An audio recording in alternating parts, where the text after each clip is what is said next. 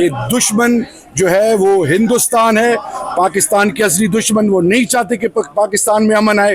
خدا کے لیے اس ملک کی سلامتی کے لیے، آنے والی نسلوں کے لیے ایک ہونا ہے، کسی کو انڈرمائن نہ کیا جائے. اور امپورٹنٹ چیز یہ ہے کہ خدا کا واسطہ ہے اس ملک کی سلامتی کے لیے دل بڑے رکھے جائیں. اور اس کی آج نئی نوید پوری قوم کے لیے آج کے سپریم کورٹ کا فیصلہ ہے، اور یہ فیصلہ صرف وقتی نہیں ہے، اس کے دور رس نتائج ہوں گے.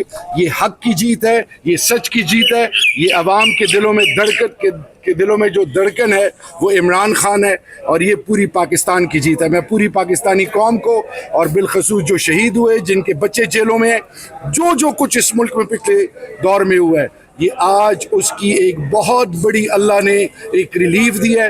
اس کا ہم شکر ادا کرتے ہیں رب ذوالجلال کا، اور ہمارا ایمان اور یقین ہے کہ اللہ آگے بھی ہمیں سرخرو کرے گا. یہ پہلے کر سکتے تھے، کورٹ نے ڈیلے کیا ہے.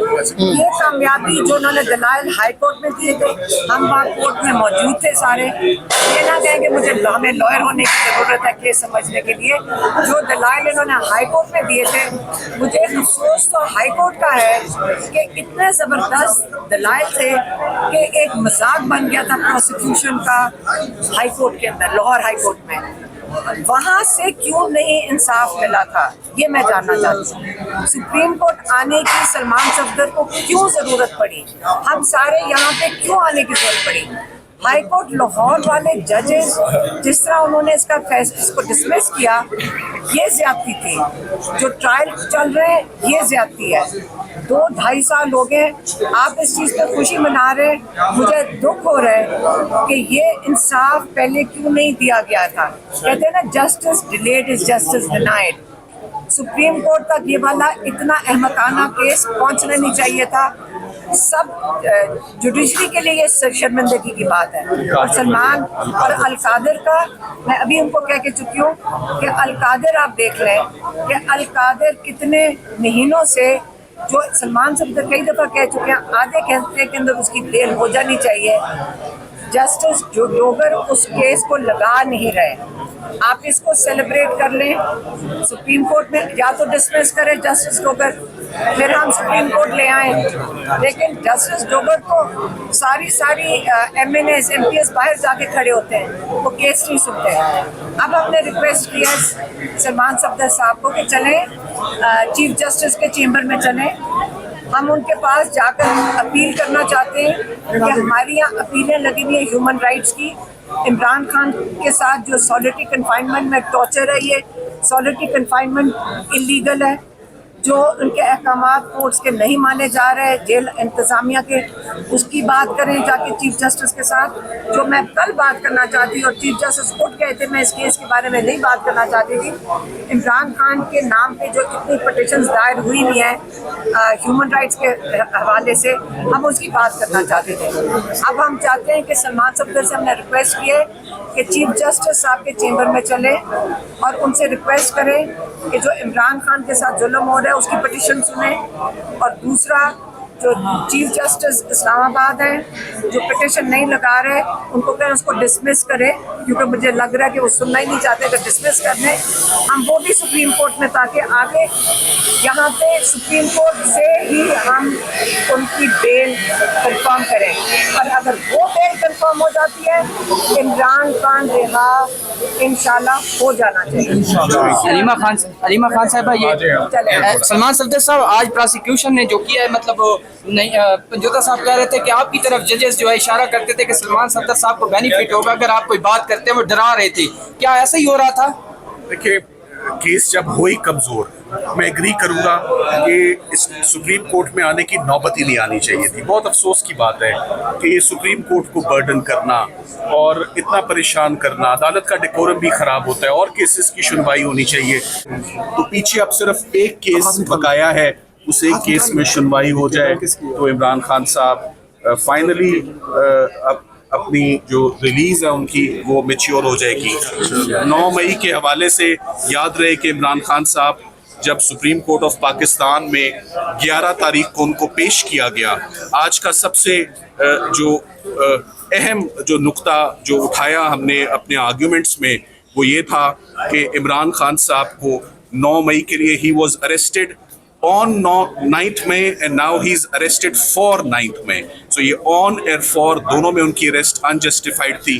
9 मई को भी उनकी अरेस्ट अनजस्टिफाइड थी और उनके केसेस के लिए भी उनकी अरेस्ट अनजस्टिफाइड है. तो आज honourable supreme court of Pakistan ने बड़ा टफ टाइम दिया सरकार को. बड़े अहम नुक्ते उनसे पूछे मगर सरकार मुतमईन नहीं कर सकी और अभी कुछ ही देर पहले 3 मेंबर बेंच ने उनको तमाम केसेस से रिलीज कर दिया है. मेरा ख्याल है कि जल्दी अगर अलकादिर भी फिक्स हो जाए तो खान साहब की रिलीज. क्या समझते हैं 9 मई का बयानिया उड़ा दिया सुप्रीम कोर्ट ने? देखिए ये तो ऑर्डर आएगा तो आप ऑर्डर में देखेंगे मगर आज जो सवालात थे जज साहिबान के वो बड़े सख्त थे कि एडर अबेटर फैसिलिटेटर का जो साजिश का केस होता है उसको कभी भी उसको अरेस्ट में नहीं रखा जाता. तो ये जो हमेशा से पैटर्न रहा है सुप्रीम कोर्ट ऑफ पाकिस्तान का और अदालतों का कि जो साजिश के मुकदमात होते हैं, साजिश का इल्ज़ाम होता है, वो ट्रायल कोर्ट बेहतर जज करती है, वो ट्रायल कोर्ट देखती है, ना कि उसमें एक शख्स को 2 साल से गिरफ्तार रखा जाए. तो आज फाइनली 9th में इज क्लियर फॉर खान साहब. पीछे only Al-Qadir suspension of sentence for Bushra Imran for Imran Khan साहब is left. इमरान खान साहब के केसेस अडियाला जेल में नहीं लग रहे. इमरान खान साहब के कुछ सर्कमस्टांसेस भी अंदर उनको बड़ा टफ रखा जा रहा है. उनकी एहलिया को भी फंडामेंटल राइट्स की उनकी वायलेशंस हैं.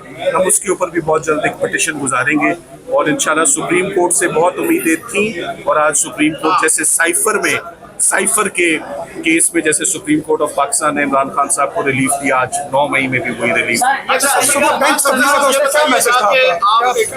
बड़ा रिलीफ इमरान खान साहब को आपकी क़यादत में मिला है. इससे पहले भी काफी कामयाबी आप ले चुके हैं अदालतों से. अब अडियाला का दरवाजा खुलने में अलकादिर जो केस है वो रुकावट है, उसके बाद खान साहब बाहर होंगे. देखिए आज 8 केसेस थे जिनमें रिलीफ मिली. अलकादिर सिर्फ एक केस है और एक पेशी और चंद मिनटों का वो केस है. 15 मिनट से ऊपर की हेयरिंग नहीं, जिस दिन मिल गई. और अब मेरा ख्याल है इस्लामाबाद हाई कोर्ट को वो हेयरिंग देनी पड़ेगी इंशाल्लाह. Thank you. बताइएगा जो थोक के हिसाब से सर वो सजाएं लोअर कोर्ट में दी गई है 9 मई के, उसके ऊपर अब क्या होगा, उसका क्या असर सर, उनका क्या इम्पैक्ट रहेगा, उनका क्या इम्पैक्ट रहेगा सर? 9 मई की जो सजाएं हैं वो सब लोग अपनी अपील और जमानतों का हक राय अपना इस्तेमाल कर रहे हैं. इमरान खान साहब की हद तक कोई केस कंप्लीट नहीं हुआ, कोई शहादतें नहीं हो रही. किसी केस में उनको लाहौर में ना अभी तक फर्द जुर्म आयद हुई है, ना चलान सबमिट हुआ है. सो इमरान खान साहब के खिलाफ केस साबित करना नामुमकिन है, इम्पॉसिबल है उनके खिलाफ. मैं यहाँ सलमान सफदर साहब की तारीफ करूँगा. जो इन्होंने मेहनत की है माशाल्लाह, करता अल्लाह ताला है. इंसान मेहनत और कोशिश करता है और हक के साथ खड़े भी हुए हैं और बहुत मेहनत की है. न सिर्फ इस केस में, इमरान खान साहब के तमाम केसेस में हम अदालतों में आते रहे, आप लोग भी आते रहे. जिस अंदाज में इन्होंने किया है इनको हम खिराज तहसीन पेश करते हैं. सलमान सफदर साहब, अल्लाह ताला आपको इसका अजर देगा माशाल्लाह. मैं तहरीक इंसाफ की जानिब से, अपने पार्लियामेंटेरियंस की जानिब से और सेनेटर्स और कारकुनान की जानिब से जो बात फैसल जावेद साहब ने की है उसको इंडोर्स करता हूँ. सलमान सफदर साहब ने अपनी पेशा वाराना वकालत से, अपनी मेहनत से आज ये रिलीफ लिया. हम सब इनके शुक्रगुजार. थैंक यू वेरी मच, बहुत शुक्रिया. इमरान खान जिंदाबाद.